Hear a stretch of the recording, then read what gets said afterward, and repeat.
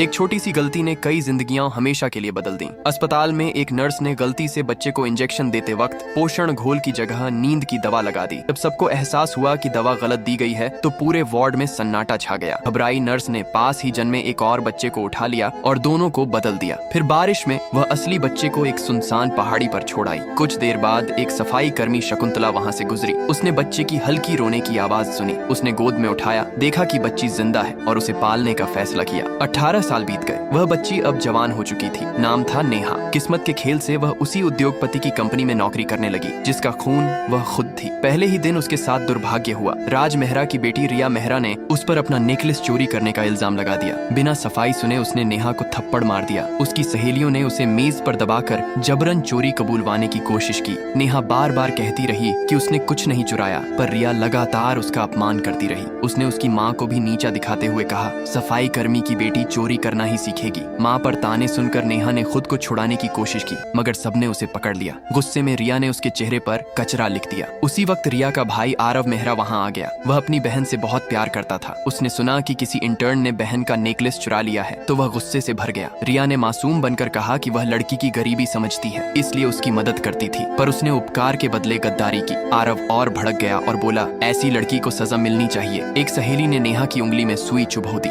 दर्द से वह रो पड़ी, पर बोली, मैंने कुछ नहीं चुराया। उसकी जिद देखकर आरव ने कहा, इसकी बांह तोड़ दो। तभी राज मेहरा वहाँ पहुँचे। उन्होंने लड़की को देखा तो मन में अजीब सी पहचान महसूस हुई, मगर कुछ नहीं बोले। रिया ने शिकायत की। आरव ने सजा देने की बात दोहराई, पर राज ने शांत स्वर में कहा, जिसे माफ करना चाहिए उसे छोड़ दो। ऑफिस लौटकर राज ने बेटी की मेडिकल रिपोर्ट देखी। उसमें लिखा था कि उसे कोई आनुवंशिक एलर्जी नहीं है, जबकि परिवार में यह बीमारी थी। फिर पता चला कि उसका ब्लड ग्रुप बी है, जबकि माँ और पिता दोनों ए ग्रुप के हैं। ये देखकर राज को शक हुआ कि रिया शायद उनकी असली बेटी नहीं है। उन्होंने चुपचाप DNA टेस्ट करवाने का आदेश दिया।